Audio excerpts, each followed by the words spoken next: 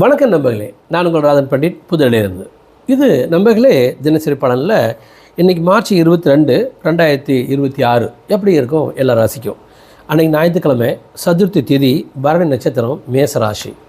Excellent, நல்ல நாள் தான், பயன்படுத்திக் கொள்ள வேண்டிய நாள் கூட சொல்லலாம். மேசராசியை பொறுத்த வரைக்கும் இன்பமாக இருக்கலாம், ட்ராவலிங் நல்லது, யோசிக்கலாம், பணம் கிடைக்குது, லாபம் கிடைக்குது, சுப செலவு நன்றாக இருக்குது, ஒரு நல்ல என்டர்டெய்னிங்கான நாளாக இருக்கிறதுக்கு வாய்ப்பு இருக்குது. ரிஷப ராசியும் அது best day of your life.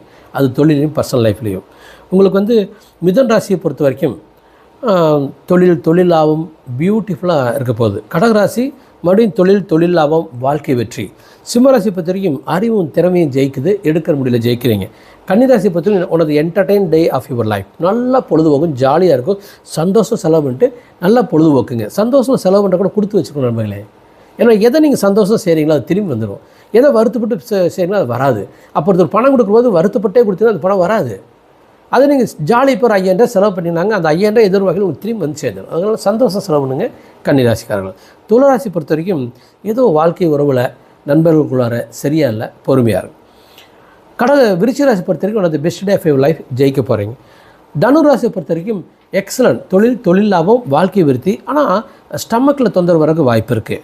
மகர ராசி பொறுத்த வரைக்கும் ஏதோ நிம்மதி, சந்தோஷம், டிஸ்டர்ப் இருக்குது. ஆனால் தொழில் விருத்தி ராயல்.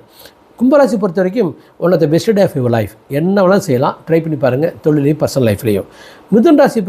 மீனராசி பொறுத்த வரைக்கும் அன்பு, இன்பம், சந்தோஷம், பேச்சுவார்த்தை ஜெயிக்குது, பணம் உயருது.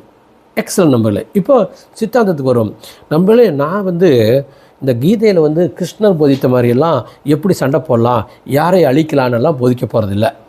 நான் உங்களுக்கு சொல்கிறதெல்லாம் நீங்கள் ஒரு நல்ல அப்பாவாக இருக்கணும், அல்லது நீங்கள் கல்யாணம் ஆகாதவராக இருந்தால் நல்ல மகனாக இருங்க, நல்ல சகோதரனாக இருங்க, பின்னால் நல்ல கணவனாக இருங்க, நல்ல அப்பாவாக இருங்க, நல்ல மனிதனாக இருங்க. இத்தனையும் நீங்கள் இன்பமாக இருந்து செஞ்சீங்கன்னா நீங்கள் தான் இந்த சொசைட்டியோட ஹீரோ. ஆகவே சந்தோஷமாக இருங்க, நிம்மதியாக இருங்க, நல்லவனாக இருங்க. ஜெயிச்சாச்சு. நன்றி பாலே.